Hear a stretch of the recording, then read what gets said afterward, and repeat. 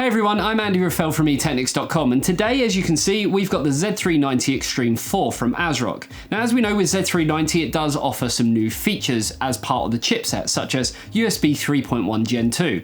But as we also do know, the ASRock Extreme4 series is pretty well feature-packed for a good budget, so let's see how this one stacks up. So let's start by looking at what's in the box. Along with the board, we find a quick installation guide, a software setup guide, an ASRock postcard, a rear I/O shield cover, driver CD, case badge sticker, 3 screws for mounting M.2 modules, 4 SATA cables, 2 of which are right-angled, and a high bandwidth SLI bridge. So first up, let's talk about the form factor. As you can see, it is a full-size ATX board. It comes in a really nice color. It's kind of matte black with some gunmetal gray on there, which I really like because it allows the RGB aspects of the board to kind of do the talking for you. In terms of sort of some of the other styling, you can see that we do have some combinations of both some brushed metal and some plastic, especially where you look at the rear I/O shield cover. Now, ASRock claim that they use a high-density glass fabric PCB design, which is aimed at reducing the possibility of humidity and causing electrical shorts. For those wanting to push their hardware a little bit further, you can of course use ASRock's patented A-tuning software. Now, obviously when it comes to overclocking, you could just do this through the BIOS, but we've actually had a little tinker of this and it's pretty good software. Now, we will tell you, obviously later on in the review, exactly how far we was able to push our i9-9900K, so be sure to stick around for that. Carrying on with the design, as I say, I really like the matte black aspect of this because it really does allow that RGB to shine through. Now there's actually 3 areas on this board that incorporate RGB. Firstly, you have the I/O shield cover. You then have the PCH heatsink cover, and also an area around the audio, and this can all be controlled through ASRock's polychrome RGB software. It is also worth noting that there is the ability to connect external RGB strips just to sort of, expand on the RGB just that little bit more.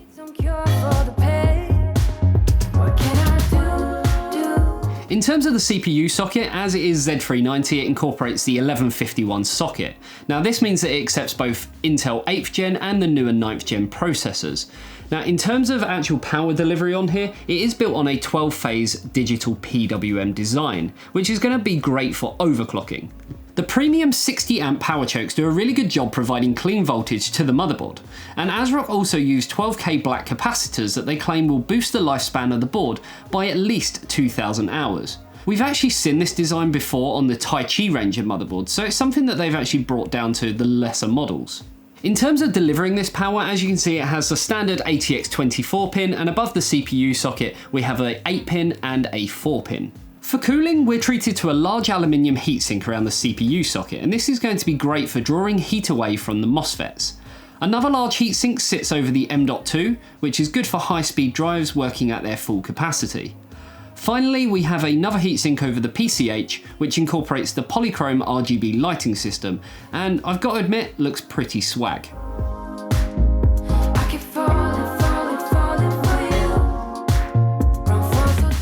Memory-wise, we have support for 4 modules of 4300 MHz plus DDR4 memory, with a max capacity of 64 GB. XMP 2.0 is supported, and we also get heat-resistant alloy chokes for even more stable power delivery. On the Z390 Extreme4, ASRock give us 2 CPU fan headers at the top of the board, and another at the bottom right. One more is under the PCI expansion slots, and lastly we have another bang in the middle of the board. All of these, apart from the main CPU header, provide up to 2 amps of power with adjustable voltage control, which means that you'll get the very best performance out of your water pumps while keeping noise to a minimum. Other headers include 2 USB 3.1 Gen 1 headers and a front panel Type-C USB 3.1 Gen 1 header.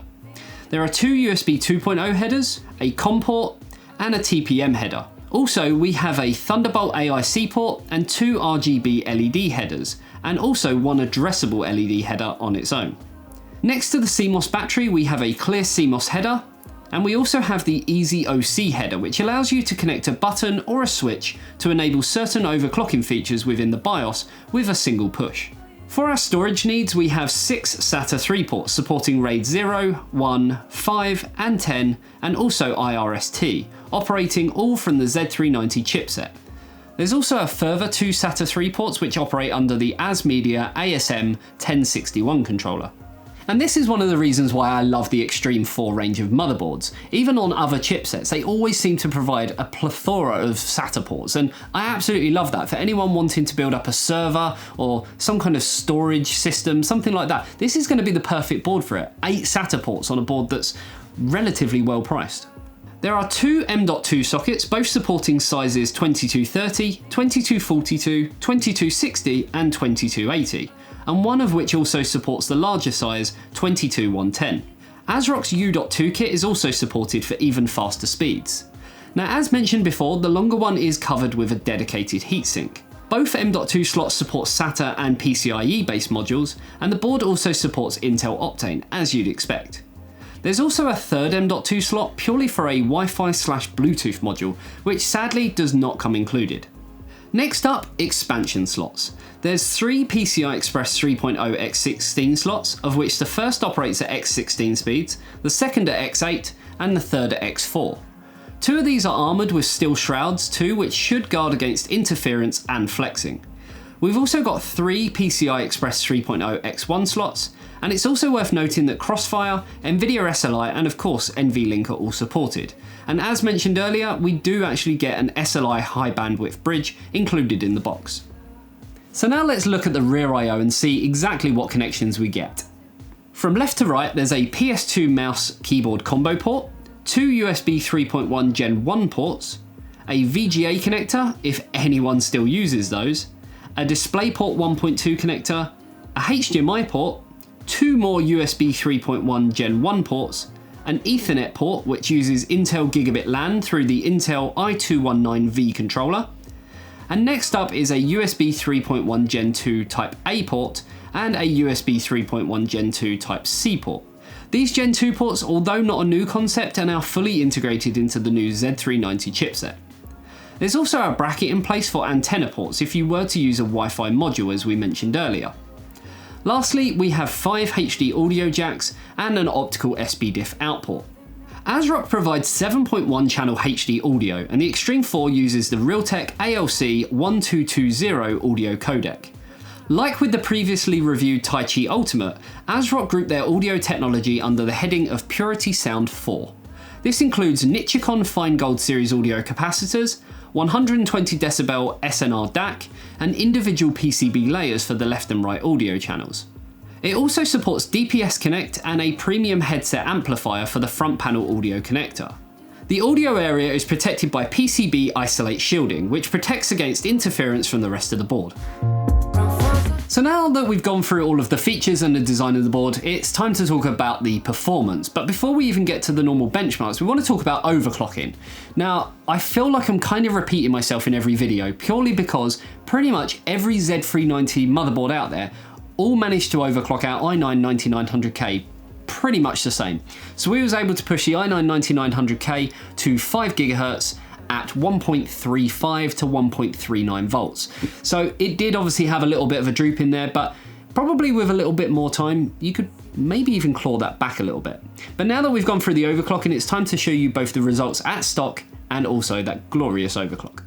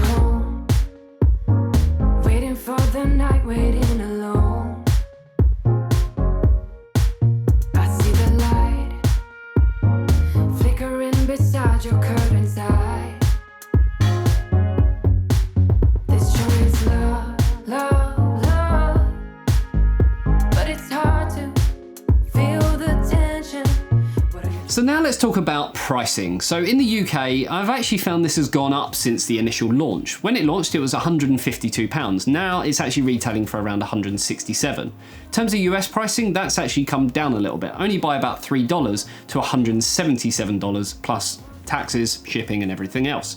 Now, when comparing this against the Z390 Extreme4, there was at the time of launch about an £8 difference, which kind of made this a bit of a steal. You were getting the latest and greatest with some of them new features like USB 3.1 Gen 2 for essentially not much more. But now the Z390, because it is essentially going to become end of line, it's actually come down in price quite a lot. That's priced at around £135.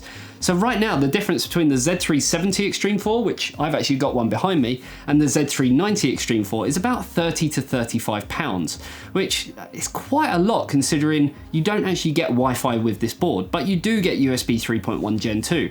But the problem with that is there isn't a great deal of devices out there on the market at the moment that can really harness it.